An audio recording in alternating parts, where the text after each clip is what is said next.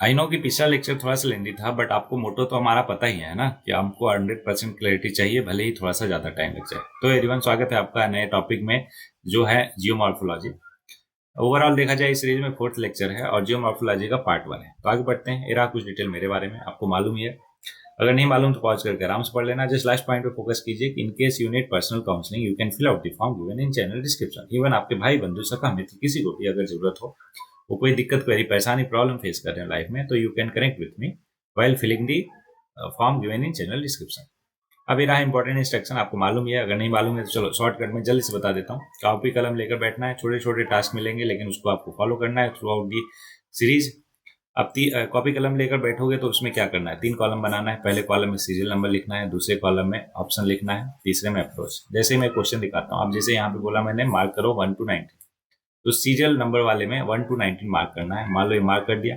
अब जैसे ही पहला क्वेश्चन आपको स्क्रीन पे दिखा, वीडियो को पॉज करना है और आपको अटेम्प्ट करना है। तो सेकंड कॉलम में आपको उसका ऑप्शन लिखना है जो भी लगता है आपको। मान लो आपको लगता है करेक्ट ऑप्शन ए है तो ए लिख दो। फिर वीडियो को कंटिन्यू करना है, अप्रोच देखना है। अब अगर मैंने वैसी अप्रोच से सॉल्व किया जिससे आपने किया था तो इसे टिक करो। अगर अप्रोच गलत हुआ तो क्रॉस करो, इससे फायदा ही होगा। मान लो 19 क्वेश्चन है, 19 में से आपने 17 तो सही नहीं करोगे, कर सकते हो, चलो मान लेते हैं, भरोसा है हमें तुम पर। तो कर लिया आपने 17 सही। अब आपने देखा उसमें से केवल 9 सही आपके हुए, बाकी 8 जो है आपने गलत अप्रोच से सही किया। इतना नहीं कर सकते क्या? चलो कोई बात नहीं, 15 कर लेते हैं, है ना। कि 15 आपने सही अप्रोच से किया, 2 गलत अप्रोच से किया। क्यों? क्योंकि आपकी बेहतरीन तैयारी हो चुकी है, एग्जाम नियरेस्ट है, इसलिए अच्छा खासा स्कोर आपका रहा। वेरी गुड, जो कि बहुत अच्छी बात है। अब ये 2 क्वेश्चन गलत क्यों हुए? गलत अप्रोच की वजह से। अब इन्हीं अप्रोच को आपको ध्यान में रखना है सच दैट आगे जो है ऐसे अप्रोच से गलती ना हो। Is that clear? तो इससे जो अप्रोच डेवलपमेंट कराने की मैं कोशिश कर रहा हूँ वो आप में हो पाएगा, और आप कॉन्फिडेंटली अचीव कर पाओगे यूपीएससी के एमसीक्यूज को, क्वेश्चंस को। Is that clear? गुड। तो ये हो गया पहला पॉइंट, दूसरा, तीसरा और चौथा। अब पांचवा पॉइंट ध्यान दीजिएगा। As you are going to be bureaucrat of this country, इसलिए जरूरी है आपके अंदर ऐसी क्वालिटीज, ऐसी पर्सनालिटी हो सच दैट आप अपने साथ साथ समाज का, सोसाइटी का भी बेहतर कर पाओ। तो उसके लिए जरूरी है क्रेडिट सिस्टम और साइंटिफिक टेम्परामेंट। अभी क्या है, ध्यान से समझो। क्रेडिट सिस्टम बोलता है कि आज आप प्रिपरेशन कर रहे हो या फिर कल सिलेक्शन लेने के बाद ब्यूरोक्रेट बन के देश की सेवा करोगे, दोनों हालात, दोनों सिचुएशन में आपको फॉलो करना है क्या? क्रेडिट सिस्टम, जो कि बोलता है कोई भी काम करो उसमें कंसिस्टेंट रहो, रियल रहो, ऑथेंटिक रहो, है ना।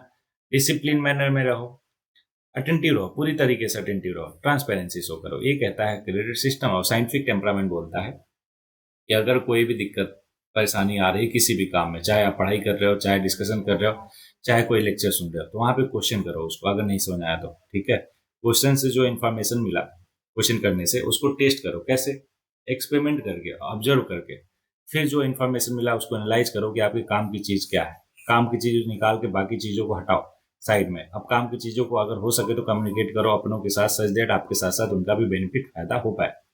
और at last but not list कि आपको एक ओपन माइंडसेट रखना है सच दैट कल को कोई ऐसा इंडिविजुअल मिल जाए आपको जिसका प्रोस्पेक्टिव ओपिनियन आपसे अलग है, तो आप उससे लड़ने मत लग जाओ, बल्कि उसके भी ओपिनियन को, प्रोस्पेक्टिव समझकर उससे सीख पाओ। Is that clear? गुड। तो ये रहा हमारा क्रेडिट सिस्टम और साइंटिफिक टेम्परामेंट। होपफुली आपको बहुत अच्छे से क्लियर होगा और आप through out this series implement करोगे। कैसे? छोटे छोटे टास्क फॉलो करके। चलो लास्ट पॉइंट पे फोकस करते हैं कि make sure to check out other subject PYQ. कहाँ? चैनल में मिल जाएगा आपको। जैसे ही चैनल विजिट करोगे तो देखो मैंने प्लेलिस्ट बना रखी है हर एक अलग अलग सब्जेक्ट की। तो आपको यूपीएससी के सारे सब्जेक्ट यहाँ पे मिल जाएंगे, वो भी पूरा डिटेल में, वो भी कंप्लीट, है ना। आधा अधूरा नहीं, कंप्लीट सीरीज मिल जाएगा। चलो हो गया सारा कुछ इंस्ट्रक्शन। होपफुली आपको बहुत अच्छे से क्लियर। पहला क्वेश्चन आपके सामने।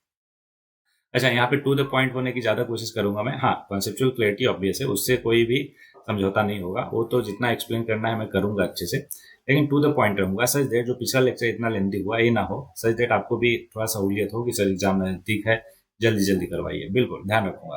पहला question, which one of the following is a part of Congo basin? Congo basin का कौन सा पार्ट है? तो कॉन्गो बेसिन का पार्ट है कैमरून। अब बात आती है क्या होता है, कैसे होता है, तो उसके लिए एक छोटा सा टास्क है आपको। ठीक है, यहाँ पे मैं सारे के बारे में एक्सप्लेन करूंगा। उससे बेहतर है कि आप क्या करोगे, गूगल करोगे, मैप पे जाओगे, इन सबका लोकेशन देखोगे। पहले तो ये समझ लो कि द कॉन्गो बेसिन जो है स्पेन करता है अक्रॉस 6 कंट्री। क्या क्या? Cameroon, Central African Republic, Democratic Republic of Congo, Republic of Congo और इक्वेटोरियल गिनिया और गेबॉन। इन 6 कंट्री पर, है ना, पूरा स्पेन करता है। अब ध्यान समझो, मतलब ये 6 कंट्री के अराउंड फैला हुआ है क्या कॉन्गो बेसिन। अब आपको क्या करना है, सारे ऑप्शन जो है जैसे नाइजीरिया है ना, साउथ सूडान और उगांडा, इन सब को आपको गूगल करना है और मैप देखना है, इन सबका लोकेशन कहाँ पे है, क्या नहीं है, बोलो हाँ ना। अब जैसे मैं बताऊं कि युगांडा एक located in east Africa, north of Rwanda और तंजानिया, ये सारी इंफॉर्मेशन जो मैं आपको बता रहा हूँ ना, याद नहीं होगा आपको। क्यों?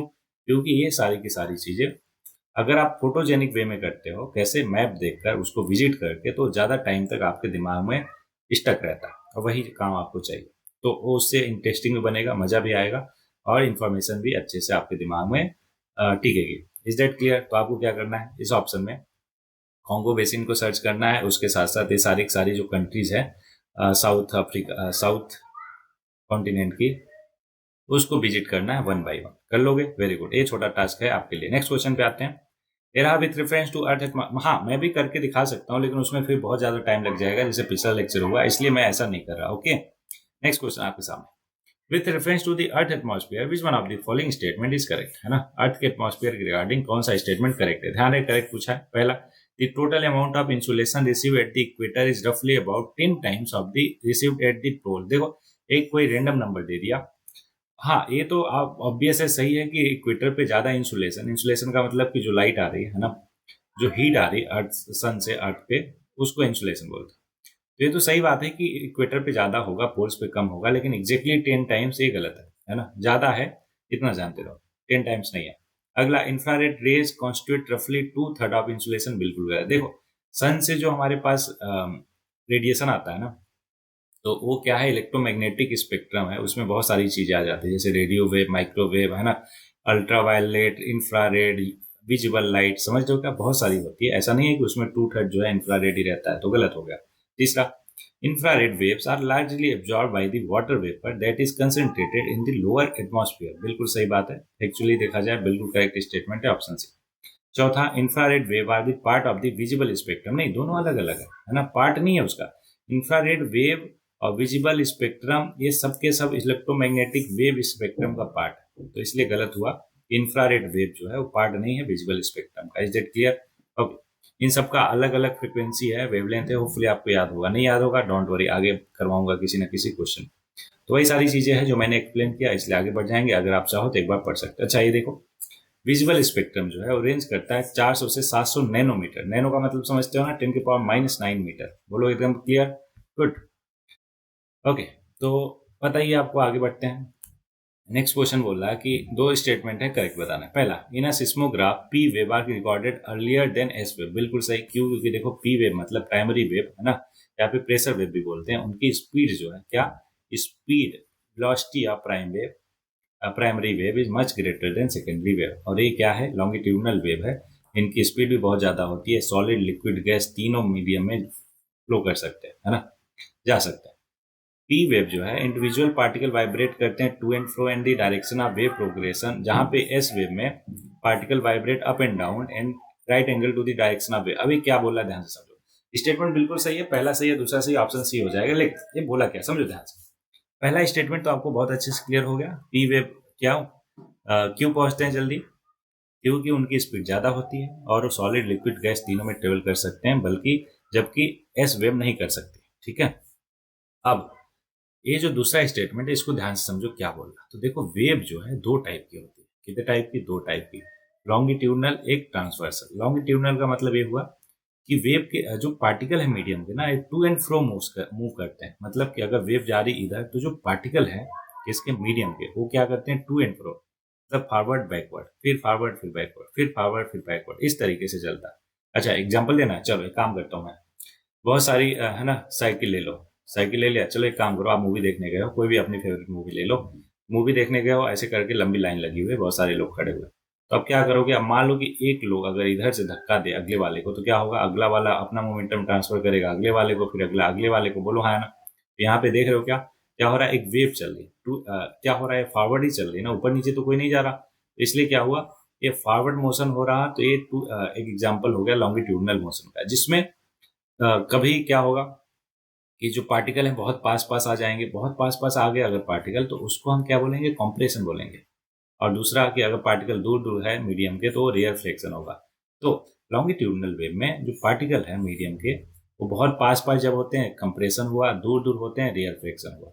अब इन्हीं दोनों के बीच के दो कॉन्जिक्यूटिव कंप्रेशन या फिर दो कॉन्जिक्यूटिव रेयर फ्रैक्शन के बीच को वेवलेंथ बोलते हैं। होपफुली आपको ये चीज समझ आई होगी। समझ आई ना? Very good. अब बात करते हैं ट्रांसवर्सल वेव का। ट्रांसवर्सल वेव में मैंने समझा कि जो पार्टिकल हैं वो क्या करते हैं, परपेंडिकुलर मूव करते हैं to the direction of wave. देखो वेव जो है ऐसे चल रही है हॉरिजॉन्टल, और जो पार्टिकल है वो अप एंड डाउन मोशन कर रहे हैं। समझ रहे हो क्या? तो इसको क्या बोला गया? इसको ट्रांसवर्स वेव बोला गया, ट्रांसवर्सल वेव। और लॉन्गिट्यूडनल होपफुली आपको समझ आ गया। अब जो हमारा पी वेव है वो है transversal wave, sorry longitudinal wave, और ट्रांसवर्सल वेव क्या है? एस वेव है। बोलो एकदम क्लियर? ठीक। तो दूसरा स्टेटमेंट वही दिया है, होपफुली आपको बहुत ही अच्छे से क्लियर। अच्छा, दूसरे वाले का एग्जांपल, पहले वाले का एग्जांपल तो दे दिया कि बहुत सारी साइकिल खड़ी कर दो, एक को ढकेलो सब गिर जाती है, या फिर बहुत सारे लोग क्या हैं लाइन में खड़े हुए हैं किसी मूवी का, सबसे पीछे वाले ने धक्का दिया तो सारे के सारे लोग है ना आग फॉरवर्ड की तरफ बेंड हो जाते हैं। तीसरा कि बहुत सारे ईट ब्रिक्स होता है ना, खड़े कर दो। वो देखा ही होगा आपने यूट्यूब पे, इवन रील्स पे, ये सारा कुछ कि एक को अगर हम क्या करते हैं गिराते हैं तो ये सारे के सारे धड़ धड़ धड़ धड़ धड़ गिर जाते हैं। बोलो हाँ ना? ये सारे के सारे एग्जाम्पल हो गए किसके? लॉन्गिट्यूडनल वेव के। वहीं पे अगर ट्रांसवर्सल वेव की बात किया जाए तो अब एक काम करो, अगर पानी है, शांत पानी है, उसमें एक पत्थर फेंको तो क्या होगा? ऐसा ऐसा करके वेव क्रिएट होता हुआ दिखता है ना आपको? क्या हो गया? ये ट्रांसवर्सल का एग्जाम्पल हो गया। दूसरा एग्जाम्पल, एक रस्सी लो, उसका एक एंड जो है किसी दरवाजे से बांध दो, उसके बाद उसमें एक पल्स क्रिएट करो। पल्स क्रिएट करोगे तो कुछ ऐसा पल्स जाते हुए दिखेगा क्या? तो इसमें वेव क्या हो रहा, मूव कर रहा आगे, लेकिन पार्टिकल जो है वाइब्रेट कर रहे हैं अप एंड डाउन। ये हो गया हमारा क्या? Transversal wave. होपफुली आपको बहुत अच्छे से दोनों के दोनों स्टेटमेंट क्लियर हो गए होंगे। अब देखो, ये है थ्योरेटिकल चीज मैंने, लेकिन आपको प्रैक्टिकल चीज और एग्जांपल के साथ समझाया। होपफुली आपको सारा कुछ अच्छे से क्लियर होगा, तो इसलिए इसको पढ़ने की उतना जरूरत नहीं। अगर आपको फिर भी नीड लगता है तो आप पढ़ सकते हो। ओके, चलो नेक्स्ट क्वेश्चन। दो स्टेटमेंट फिर से करेक्ट हमें बताना है। पहला, the amount of water in the river and lake is more then amount of ground water. तो पहले कॉन्सेप्ट समझो। टोटल जो ड्रिंकेबल वाटर है ना, वो 100% में से तीन जगह है। कहाँ कहाँ पे? एक तो है ग्लेशियर्स में। कहाँ? ग्लेशियर्स में है लगभग 69%। कितना है ग्लेशियर्स में? 69%। वहीं पे अगर हम बात करें ग्राउंड वाटर में तो लगभग 30% है। लगभग मैं बोल रहा अप्रॉक्सीमेटली, समझ लो क्या? 30% इन ग्राउंड वाटर। और बाकी जो लगभग 1% या इससे कम बचा, क्या एक या इससे कम बचा, वो है कहाँ? लेक्स में, रिवर में, इन सब जगह। यहाँ क्लियर हो गया क्या आपको? Lakes, river etcetera. अब आ जाओ आप इस स्टेटमेंट पे। पहला बोल रहा है the amount of water in the river and lakes 1% is more than the amount of ground water, जो कि है 30%। तो बताओ 1% का भी ग्रेटर हो सकता है क्या 30% से? बोलोगे बिल्कुल नहीं सर, तो इसलिए पहला स्टेटमेंट गलत। दूसरा, amount of water in polar ice cap, जो कि है 69% लगभग, is more than the amount of ground water, जो कि है 30%। बिल्कुल सही स्टेटमेंट है, तो ऑप्शन 2 सही, पहला गलत, ऑप्शन बी करेक्ट हो गया। बोलो एकदम क्लियर? गुड, एकदम डिटेल में बता दिया। आगे बढ़ जाएं। ओके, नेक्स्ट क्वेश्चन आपके सामने। Consider the following statement. तीन स्टेटमेंट है, हमें करेक्ट बताना है। क्या बताना है? करेक्ट। चलो बता देते हैं अभी के अभी। बोला earth magnetic field has reverse every few 100,000 year. बिल्कुल सही बात है। वैसे भी इसको मेजर करने के लिए हमारे पास कुछ है नहीं, है ना, तो हम डिफरेंट डिफरेंट थ्योरी के बेसिस पे, क्योंकि 100,000 ईयर को थोड़ा ना जिंदा रहेगा मेजर करने की, तो थ्योरी होती है, इसके बेसिस पे हम ये बता सकते हैं। तो पहला बिल्कुल सही है। दूसरा, when the earth was created more than 4,000 million year ago there was 54% oxygen and no carbon dioxide. देखो 54% ऑक्सीजन, ऑक्सीजन स्टार्टिंग में था ही नहीं, वो मॉडिफाई जब हमारा हुआ क्या एटमॉस्फेयर, तब जाके ऑक्सीजन आया, है ना। वो कैसे समझाता हूँ, पहले ये समझो कि ये स्टेटमेंट गलत है, तो दूसरा गलत हो गया, दूसरा गलत हो गया, तो ऑप्शन बी और डी गया, पहला होगा, दोनों में है। तीसरा देखता है, When living organism originated, they modified the early atmosphere of the earth। बिल्कुल सही बात है। कैसे समझो? सबसे स्टार्टिंग का जो ऑर्गेनिज्म है वो साइनोबैक्टीरिया माना जाता है। उसने फोटोसिंथेसिस किया। फोटोसिंथेसिस क्या होता है आपको पता है कि सन से सनलाइट और कार्बन डाइऑक्साइड यूज करके शुगर और ऑक्सीजन क्रिएट करना। बोलो हाँ ना। तो ऑक्सीजन जो है वहां पे क्रिएट हुई कार्बन डाइऑक्साइड को यूज करके, तो ऑब्वियस मॉडिफाई किया। बोलो हाँ ना। पहला और तीसरा करेक्ट हो गया और दूसरा गलत हो गया। चलो एक्सप्लेनेशन देखते हैं। तो अर्थ का मैग्नेटिक फील्ड रिवर्स हुआ direction every few thousand years. North और साउथ पोल है switch polarity. Some scientist as well as psychic predict the phenomena में occur in the near geological future, है ना। ऐसा है स्टडी ऑफ पैलियो मैग्नेटिज्म की basis पे ऐसा कहा गया। दूसरा गलत है, क्यों? क्योंकि अर्थ जब फर्स्ट क्रिएट किया हुआ था तो कोई भी ऑक्सीजन नहीं था। Our earth atmosphere at that time consist of mostly methane और कार्बन डाइऑक्साइड। और अर्ली एटमॉस्फेयर में क्या क्या था? वाटर वेपर था, nitrogen, carbon dioxide, methane, ammonia. ये सब ध्यान में रखना, क्यों? क्योंकि आगे इसी पे बेस्ट क्वेश्चन आएगा। ओके। और ये सारी की सारी गैसेस थी। were released from the interior solid earth during its cooling off, a process through which the gases were outpoured from the interior. उनको डी गैसिंग कहा गया। क्या कहा गया? D guessing. तीसरा स्टेटमेंट बिल्कुल सही है कि प्रोसेस ऑफ फोटोसिंथेसिस मॉडिफाई किया early atmosphere of the earth. लगभग 2.4 billion year ago a type of organism जिसको साइनोबैक्टीरिया कहा गया इवॉल्व हुआ on the early earth and begin carrying out photosynthesis. क्या हुआ? मैंने बता ही दिया है ना। आगे बढ़ते हैं, नेक्स्ट क्वेश्चन। बोला which of the following phenomena may have influence the evolution of organism. Organism के इवोल्यूशन को किसने किसने इन्फ्लुएंस किया होगा? कॉन्टिनेंटल ड्रिफ्ट थ्योरी बिल्कुल किया। ग्लेशियर साइकिल एकदम जेनरिक क्वेश्चन है, कॉमन सेंस के बेसिस पे अभी आप कर सकते थे। क्या बोल रहा है? Evolution of organism. अब ग्लेशियर साइकिल जो है इतना इंपॉर्टेंट फिनोमिना है तो ये तो ऑब्वियस है इन्फ्लुएंस करेगा। साथ में कॉन्टिनेंटल ड्रिफ्ट, ये तो बहुत बड़ा फिनोमिना है ना। तो दोनों के दोनों करेक्ट हो गया। ऑप्शन सी जो है हो गया आंसर। देखो, है ना, बस यही है और ज्यादा कुछ नहीं है, इसलिए आगे बढ़ेंगे। नेक्स्ट क्वेश्चन आपके सामने। तो यहाँ पे जियोग्राफिकल फीचर है और रीजन है, कनेक्ट करना है, मतलब कि नहीं, ये बताना है करेक्टली मैच कौन सा है। ठीक है, मैच नहीं करना है, करेक्टली मैच कौन सा है ये बताना। तो एबीसियन प्लेटू याद कीजिए, हमने किया था किसी पर्टिकुलर क्वेश्चन में, आई थिंक ज्योग्राफी में ही किया था क्या? हाँ, इसी में किया था। तो एबिसीनियन प्लेटू को इथोपियन प्लेटू, इथोपियन हाईलैंड के नाम से भी जाना जाता है। तो ए का क्या हो जाएगा? जो कि है कहाँ पे? साउथ वेस्टर्न अफ्रीका में है क्या? बिल्कुल। तो ए का हो जाएगा ए। अच्छा, मैच नहीं करना, ये देखना है कौन सा करेक्ट है। ठीक है, एटलस माउंटेन कहाँ है? नॉर्थ वेस्टर्न अफ्रीका में, बिल्कुल सही। तो ऑप्शन बी जो है करेक्ट हो जाएगा। बाकी गलत होगा तो सबका लोकेशन देख लेते हैं। अब क्या करोगे? आपके लिए होमवर्क। क्या होमवर्क? कि एबिसिनियन प्लेटू इथोपिया में पता है, ये सारा कुछ मैंने बता दिया कौन कहाँ पे। आपको सिंपली क्या करना है? गूगल करना है सबको। गिनिया हाईलैंड को देखना है जो कि ओमेक्यू बेसिन ब्राजील में है। ओकावांगो बेसिन को देखना है साउथ वेस्ट अफ्रीका। और एटलस माउंटेन है ना, ये सारा कुछ आपको अच्छे से देखना है। ठीक है क्या? ओके, तो अच्छे से देखो इनको, सच दैट की क्लैरिटी आए आपको जब इमेज देखते हो। तो नेक्स्ट क्वेश्चन आपके सामने। Consider the following. तो ये बोल रहा है कि विच of the above responsible for bringing dynamic change on the surface of the earth. Surface of earth पे जो है डायनामिक चेंज कौन कौन ला सकता है? इलेक्ट्रोमैग्नेटिक रेडिएशन भाई बिल्कुल ला सकता है। जियोथर्मल एनर्जी भी, ग्रेविटेशनल फोर्स, सारे के सारे ला सकते हैं। Plate movement, rotation of earth, revolution of earth, सारे के सारे क्या चेंजेस ला सकते हैं? कहाँ? सर्फेस ऑफ अर्थ पे। तो इसका करेक्ट आंसर तो डी हो गया। लेकिन कॉमन सेंस वाली बात है, कॉमन सेंस के बेसिस पे आप ये बता सकते हो कि सारे के सारे क्या होंगे? रिस्पॉन्सिबल होंगे किसके लिए? सरफेस पे चेंज लाने के लिए, अर्थ के सरफेस पे। अब इसमें अगर आपको किसी में भी डाउट हो, जैसे कि इलेक्ट्रोमैग्नेटिक रेडिएशन कैसे लाएगा, तो देखो, तो इलेक्ट्रोमैग्नेटिक रेडिएशन क्या है? सोर्स है ऑफ हीट और energy on earth. This energy is source of all the life on earth. It leads to precipitation और weathering of different surfaces. Same manner में किसी ना किसी, हर ऑप्शन जो है किसी ना किसी तरीके से हैम्पर करता है किसको? सरफेस ऑफ अर्थ को। तो आप चाहो, अगर किसी में कंफ्यूजन है कि ये पांचवा कैसे होगा या छठा कैसे होगा, कि रिवोल्यूशन ऑफ अर्थ रिजल्ट कैसे करता है different changes in surface of earth, तो देखो उसकी वजह से डिफरेंट सीजन होता है। और जब सरफेस एक्सपोज होता है डिफरेंट कंडीशन में तो अफेक्ट करता है उनकी स्ट्रक्चरल इंटीग्रिटी और एड करता है इरोजन में, जिसकी वजह से अर्थ के सरफेस पे चेंजेस देखने को मिलते हैं। Is that clear? तो सारे के सारे ऑप्शन करेक्ट हो जाएंगे। होपफुली आपको क्लियर है। अगर किसी स्पेसिफिक पॉइंट पे क्लियरिटी नहीं है तो उसको पढ़ लो, सिंपल चीज है, इसलिए ज्यादा टाइम नहीं दे रहे हैं। अगला question. Which of the following set of element was primarily responsible for the origin of life. क्या? Origin of life on the earth. याद कीजिए, अभी स्टार्टिंग में हमने देखा कि ऑक्सीजन नहीं था, वो तो बाद में मॉडिफाई हुआ तब आया। तो ऑक्सीजन हटा दो, बचा जो आंसर आ जाएगा। अच्छा, दो ऑप्शन बचे, ठीक है। तो कार्बन, हाइड्रोजन, नाइट्रोजन तो होगा, अभी देखा हमने। लेकिन कार्बन, हाइड्रोजन, पोटेशियम, पोटेशियम नहीं होगा, पोटेशियम बहुत बाद में आया। तो डी नहीं होगा, बी करेक्ट है। ऑप्शन बी हो गया इसका करेक्ट आंसर। एक्सप्लेन करने की जरूरत है क्या? अरे बोलो हाँ ना, बिल्कुल नहीं। तो आगे बढ़ जाते हैं। नेक्स्ट क्वेश्चन आपके साथ। एक पर्सन जो है stood alone in a desert on a dark night. ठीक है, क्या कर रहा है भाई इतना रात को वहां पे? कोई बात नहीं, कुछ हो सकता है ना, कि स्टार सिंग देख रहा हो। And wanted to reach his village. ठीक है, गांव पहुंचना चाहता है, which was situated 5 kilometre east of the point where he was standing. He had no instrument to find the direction, लेकिन he located the pole star. Pole star को उसने locate कर लिया। Most convenient way to reach his village to walk in the.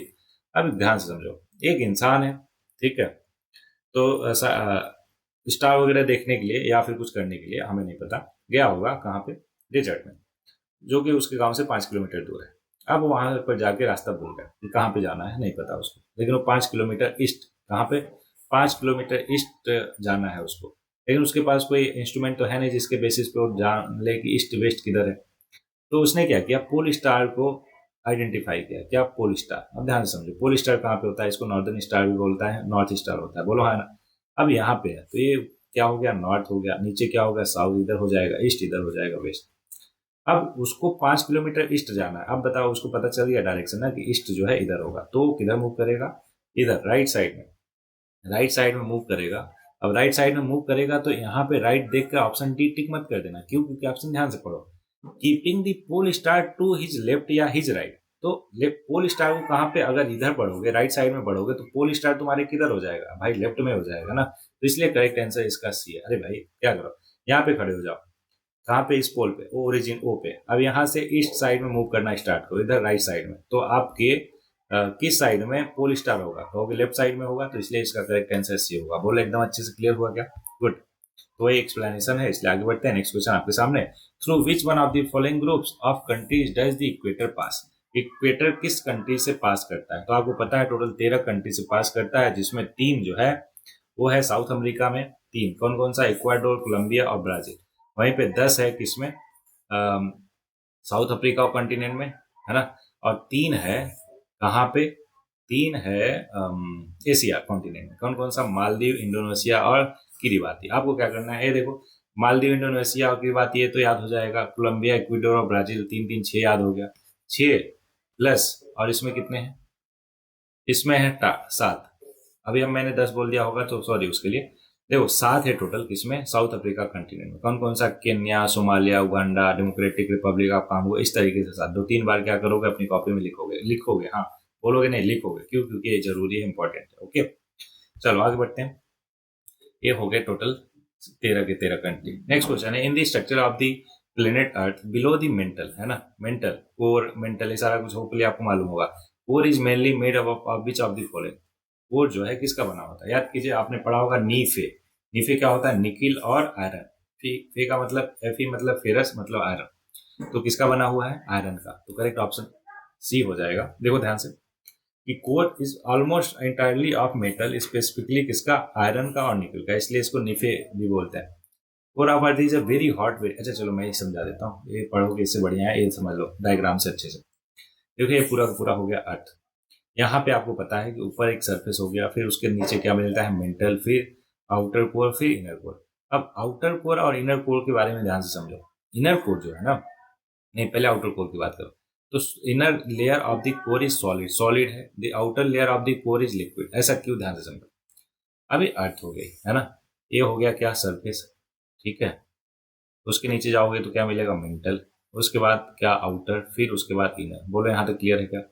अच्छा ये दिख रहा है क्या आपको, ये हो गया सरफेस, क्रेस्ट, क्या, crest, mental, outer core, inner core. अब ध्यान से समझो, आउटर कोर में जो चीजें आपको मिलेंगी वो मोल्टेन फॉर्म में मिलेंगी, लावा के फॉर्म में मिलेंगी, लिक्विड के फॉर्म में मिलेंगी। ऐसा क्यों, ध्यान से समझो। क्योंकि ऑब्वियस है, जैसे जैसे अर्थ के सरफेस के हम नीचे जाते हैं, टेम्परेचर क्या होता है, बढ़ता है। जैसे जैसे डेप्थ जो है इंक्रीज होता है, टेम्परेचर भी बढ़ता है। तो आउटर कोर में जितने भी चीजें हैं वो सबके सब इसमें मोल्टेन स्टेट में इसलिए होती है क्योंकि वहां पे टेम्परेचर बहुत ज्यादा होता है। तो बात आती है कि सर फिर जो इनर इनर कोर है उसमें चीजें सॉलिड क्यों होती है, किसमें, इनर कोर की बात करें। ऊपर क्या देखा हमने, आउटर कोर, है ना। आउटर कोर में क्या क्या मिलता है, ऑब्वियस है, मेनली और आयरन, क्या क्या, आयरन और निकल मिलता है। लेकिन ऐसा नहीं है केवल यही मिलता है, उसके साथ बहुत सारे मेटल मिलते हैं, but mainly it is compose of iron and निकल। इनर कोर की बात करें तो सॉलिड स्टेट में होता है। ऐसा क्यों, ध्यान से समझो, क्योंकि वहां पे टेम्परेचर तो और ज्यादा इंक्रीज हो गया, लेकिन टेम्परेचर इंक्रीज करने के साथ साथ जो प्रेशर है ना वो और ज्यादा इंक्रीज हुआ। तो आप सोचो कि कोई चीज का टेम्परेचर बहुत ज्यादा है लेकिन साथ में प्रेशर भी बहुत ज्यादा है, तो प्रेशर, अगर प्रेशर बहुत ज्यादा है तो पार्टिकल क्या होंगे, बहुत ही पास पास आ जाएंगे। और जब पार्टिकल बहुत ही पास पास रहते हैं एक दूसरे के तो कैसा स्टेट होता है मैटर का, सॉलिड, वेरी गुड। और जब थोड़ा दूर दूर रहते हैं तो क्या होता है, लिक्विड। और जब बहुत ज्यादा दूर दूर रहते हैं तो गैसेस स्टेट, आपको मालूम ही है, इसलिए सारा कुछ हुआ। अब जो many siderophiles are classify as precious metal. Precious metal क्या है, जैसे गोल्ड, प्लेटिनम और कोबाल्ट, है ना। और अर्थ के कोर में और क्या मिलता है आपको, सल्फर मिलता है, जो कि 90% of the sulphur on earth जो है कोर में ही हमें मिलता है। होपफुली आपको inner core, outer core, crest, mental सबके बारे में एकदम डिटेल में जानकारी हो गई हो। आगे बढ़ते हैं नेक्स्ट क्वेश्चन। बोला कंसीडर द फॉलोइंग स्टेटमेंट, दो स्टेटमेंट है, करेक्ट बताना है। In the world the tropical desert occur along the western margin of continent within the trade wind belt. बिल्कुल सही बोल रहा। देखो जितने भी कॉन्टिनेंट आपको दिख रहे हैं ना, उनका वेस्टर्न क्या, वेस्टर्न रीजन देखो, वहां पे आपको डेजर्ट देखने को मिलेगा। इसको मैं फिर से एक्सप्लेन करूंगा जब ट्रेड विंड या फिर ट्रेड विंड बेल्ट पढ़ाऊंगा तब। फिलहाल के लिए जानते रहो, अभी दिखाता हूँ इमेज भी, डोंट वरी। इंडिया में बात करें ईस्टर्न हिमालय रीजन का, गेट हाई रेनफॉल, बिल्कुल सही बात है, फ्रॉम नॉर्थ ईस्ट, बिल्कुल गलत। नॉर्थ ईस्ट विंड से नहीं, साउथ वेस्ट मानसून से क्या मिलता है, सबसे ज्यादा वहां पे रेनफॉल होता है। तो ये नॉर्थ ईस्ट नहीं, साउथ वेस्ट होगा, तो इसलिए दूसरा स्टेटमेंट गलत, पहला सही। तो आंसर हो गया ऑप्शन ए। अब ध्यान से समझो, क्या समझो ध्यान से, कि tropical desert are mostly located between 10 degree से लेकर 30 degree north and south of equator, है ना, on the western margin of the continent. These region lie in the belt of trade wind. अब ट्रेड विंड क्या होता है पूरा detail मैं बताऊंगा, लेकिन इस लेक्चर में नहीं, किसी अगले लेक्चर में, सच दैट वहां पे एकदम डिटेल में एक्सप्लेन कर दूंगा, तो भी कॉन्सेप्ट क्लियर हो जाएगा। वो भी winds blow from east to west, the wind set there moisture on the earth. एक काम करता, दिखाई देता हो आपको, देखो ध्यान से, ये रहा मेजर क्या, major desert of the world, क्या क्या, अटकाना, कालाहारी, सहारा, है ना, और साथ में ये वेस्ट ऑस्ट्रेलियन, और इधर कोलंबिया के पास में है ना, कैलिफोर्निया के पास में। तो ये सारे के सारे क्या हुए, मेजर क्या है, मेजर ऑब्वियसली डेजर्ट है। एकदम क्लियर हुआ क्या आपको, गुड। और सबके सब देखो क्या लोकेशन है सबका, वेस्टर्न साइड में ही है क्या, बोलो भाई हाँ है ना, वेस्टर्न वेस्टर्न वेस्टर्न वेस्टर्न, ये भी वेस्टर्न, बोलो क्लियर। क्यों होते हैं वो, बिकॉज ऑफ ट्रेड विंड, ठीक। अच्छा, दूसरा इनकरेक्ट है, क्यों, क्योंकि मैंने आपको बता दिया कि साउथ वेस्ट मानसून जो है की वजह से सबसे ज्यादा बारिश होती है, ठीक है। और जो नॉर्थ ईस्ट मानसून है उसकी वजह से साउथ इंडिया में बारिश होती है अक्टूबर से दिसंबर तक, है ना, जिसको विंटर रेनफॉल भी बोलते हैं। कहाँ, तमिलनाडु, पुडुचेरी, कराईकल, एर्नम, आंध्र प्रदेश, केरला, माहे, साउथ इंटीरियर ऑफ कर्नाटका, इन सब जगहों पे। एकदम क्लियर है क्या आपको, वेरी गुड। नेक्स्ट क्वेश्चन आपके सामने, मैच करना है लिस्ट 1 को लिस्ट 2 से। एकदम आसान क्वेश्चन, आपको पता है ग्रेट विक्टोरिया डेजर्ट कहाँ पे है, ऑस्ट्रेलिया में। ग्रैंड कैनन कहाँ पे, यूएसए। यूएसए मतलब यूनाइटेड स्टेट ऑफ अमेरिका। तो ये कौन सा हुआ पहला, और ये कौन सा हुआ चौथा। तो 1 2 1 4 कौन सा, ऑप्शन बी हो गया आंसर। तो बाकी सी और डी का क्या होगा, दूसरा और तीसरा। तो लेक विनिपेग कहाँ पे है, कनाडा में। और साउदर्न अल्प कहाँ पे है, तीसरा क्या, न्यूजीलैंड में। अब बात आती है सर कैसे याद होगा, तो इन सबको याद करने का बेस्ट तरीका है क्या, इनको गूगल करो, मैप पे अभी के अभी इनका लोकेशन देखो और उनकी खूबसूरती देखो। क्यों, क्योंकि आपका पता है ह्यूमन माइंड क्या है, फोटोजेनिक है। जितना ज्यादा फोटोज, पिक्चर, मूवीज, है ना, एनिमेशन देखते हैं, उतना हमारे दिमाग में वो ज्यादा टाइम के लिए रहती है। इसलिए एक छोटा सा और आपको होमवर्क क्या, इसको अभी के अभी गूगल करना है, सबका लोकेशन देखना है, और वो सीनेटिक ब्यूटी देखना है। मुझे पता है कि आप जो है ट्रेवलर लस्ट हो, लेकिन वो ऑब्वियस है, प्रिपरेशन सिलेक्शन के बाद करना। अभी के लिए है ना, डिजिटल ट्रेवलिंग कर लो आप। कैसे, मैंने बताया था, गूगल करो, सबके बारे में जानो, पढ़ो, सीखो, ठीक है। आगे बढ़ते हैं, ऐसे मैं पढ़ के सुना दूंगा, कोई मतलब नहीं रहेगा उसका, आपको भी मालूम है क्यों, क्योंकि 2 मिनट बाद ही भूल जाओगे, ठीक है क्या, इसलिए आपको देखना जरूरी है। नेक्स्ट क्वेश्चन पे आते हैं। अब ये रहा कि थ्योरी और किससे एसोसिएटेड है, continental drift theory Alfred Wegener साहब से रिलेटेड है, अभी हमने देखा। तो पहले का ही होगा। एक्सपेंशन ऑफ यूनिवर्स जो है एडवेल हबल साहब ने बोला था, दूसरे का पहला होगा। और फोटो इलेक्ट्रिक इफेक्ट क्या होगा, अल्बर्ट आइंस्टाइन साहब ने दिया था, आपको मालूम है, जिसके लिए उन्हें नोबेल प्राइज मिला था, बोलो हाँ ना। डेट बता सकते हो क्या, 1905 या 1909, किसी टाइम में तो मिला था, जरूरी भी नहीं, डोंट वरी। तो फोटो इलेक्ट्रिक इफेक्ट जो है अल्बर्ट आइंस्टाइन साहब ने दिया था, तीसरे का तीसरा होगा। अच्छा, ये बोला था कौन सा करेक्ट है, तो तीसरा बिल्कुल करेक्ट है, दूसरा नहीं है, पहला भी नहीं है, तो आंसर आ गया ऑप्शन बी। बोलो एकदम क्लियर, गुड। अभी सबके सब है क्या, समझाओ, चलो समझा देता हूँ। एक्सपेंशन ऑफ यूनिवर्स पता है, एडविन हबल साहब ने बोला कि जो यूनिवर्स है कॉन्स्टेंटली एक्सपेंड कर रहा है, उसके पीछे बहुत सारे लॉजिक उन्होंने दिए।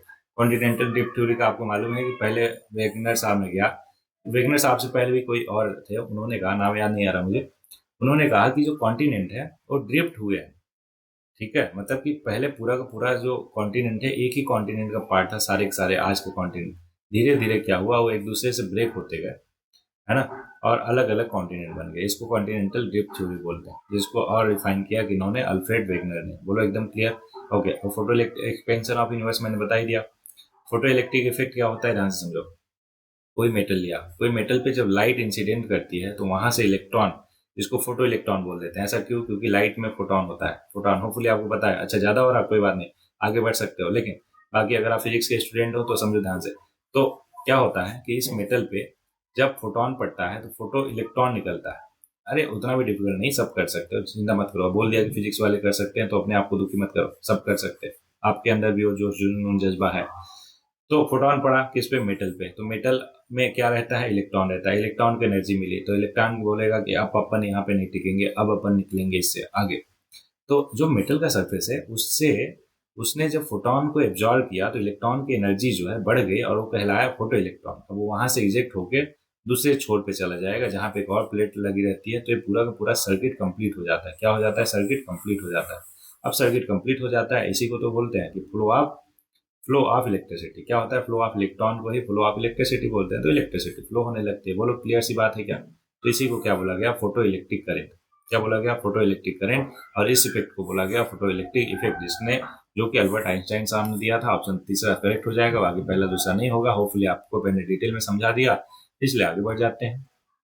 ठीक है, देखो, Edwin Hubble contributed in development of expansion of universe theory, जिसमें बताया shift of galaxy was directly proportional to the distance of galaxy from earth. इसका मतलब ये हुआ कि things farther away from the earth वे are moving away farther away faster. मतलब कि जो ज्यादा दूर है वो ज्यादा तेजी से मूव कर। In other word, universe must be expanding. ये अनाउंस इज फाइंडिंग कम 1929 में। बोलो एकदम क्लियर है क्या? गुड। तीसरा करेक्ट है, फोटो इलेक्ट्रिक इफेक्ट डिटेल में मैंने बता दिया, इसलिए आगे बढ़ेंगे। अच्छा हाँ, 1905 में देखो क्या डेट है, 1905 में उन्होंने थ्योरी दी थी। Next question. हाँ, बोला which of the following are geological feature that can be seen of a rocky coast. तो wave cut terrace, sea arches और स्टेक्स, बैरियर बार्स, लगून, ये सब के सब आपको रॉकी कोस्ट पे मिल जाएगा। तो इसका करेक्ट ऑप्शन हो गया डी। अभी क्या करना है आपको? ये सारे के सारे इमेज देखना है।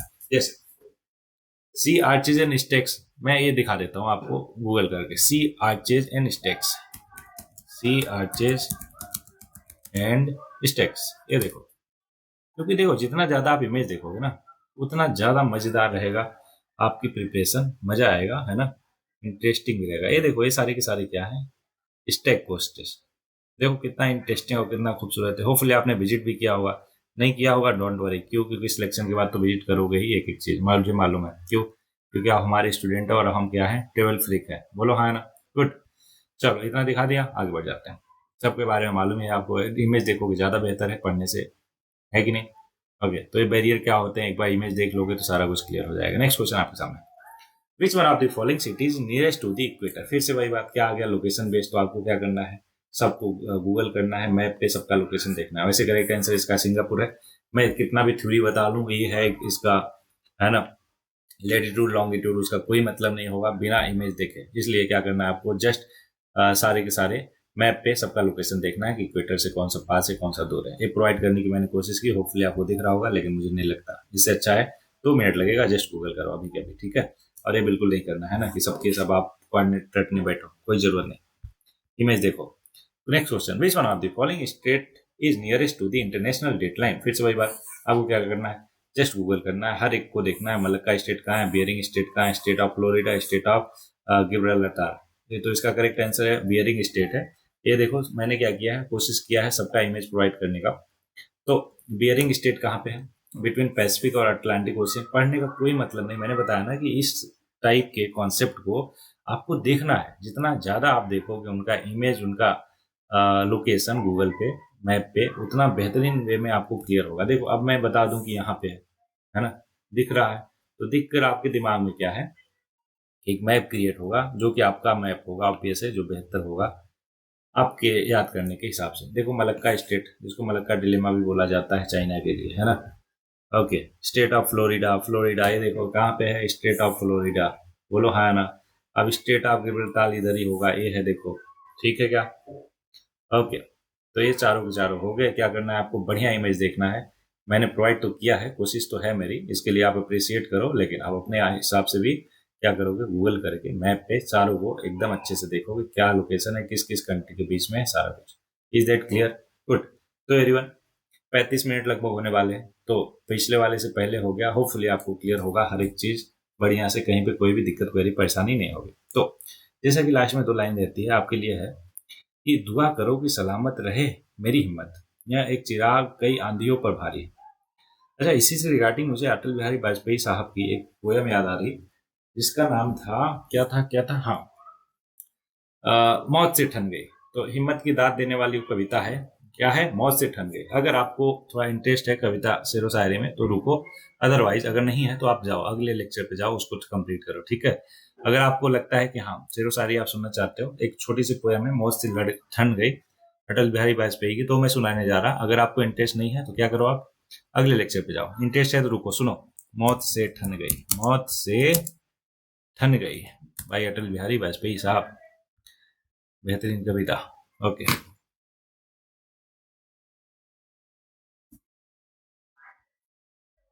ओके, दिख रहा होगा आपको, दिख रहा ना? अच्छा, थोड़ा बहुत कट रहा होगा, कोई बात नहीं, मेरे को दिख रहा। चलो मैं सुना देता हूँ, ध्यान दीजिएगा।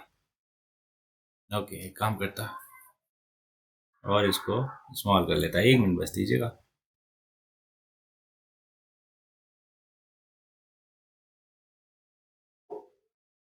हाँ, अभी दिख रहा ना आपको, वेरी गुड। मौत से ठन गई अटल बिहारी वाजपेयी, ठन गई मौत से ठन गई, जूझने का मेरा कोई इरादा न था, मोड़ पर मिलेंगे इसका वादा न था, रास्ता रोक कर वहां खड़ी हो गई, यूं लगा जैसे जिंदगी से बड़ी हो गई। मौत की उम्र क्या है, 2 पल भी नहीं, जिंदगी सिलसिला आजकल की नहीं, मैं जी भर जिया मैं मन से मरूं, लौट कर आऊंगा कुछ से क्यों डरूं, तू दबे पांव चोरी छिपे से न आ, सामने वार कर मुझे फिर मुझे आजमा, मौत से बेखबर जिंदगी का सफर, हर शाम सुरमई रात बंसी का स्वर, बात ऐसी नहीं कि कोई गम ही नहीं, दर्द अपने पराये कुछ कम भी नहीं, प्यार इतना परायों से मुझको मिला, न अपनों से बाकी है कोई गिला, हर चुनौती से 2 हाथ मैंने किए, आंधियों में जलाए हैं बुझते दिए, आज झकझोरता तेज तूफान है, 9 भौरों की बाहों में मेहमान है, पार पाने का कायम मगर हौसला, देख तेवर तूफा का तेवरी तन गई, मौत से ठन गई, मौत से ठन गई, मौत से ठन गई।